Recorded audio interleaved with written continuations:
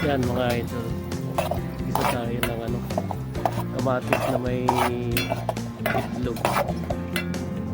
Yan. Isa natin. Tapos sunod natin itong ano, kamatis pag-isa. Yan. Then, bigyan natin ng ano, pampalasa para masarap. Tapos, tin. Bigyan natin ng ano, ito na, itlog.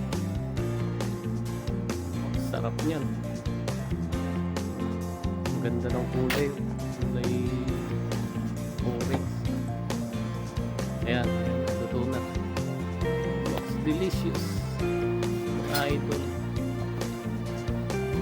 Kain tayo para sa ating agahan. Ayan. Luluto din ba kayo ng ganito?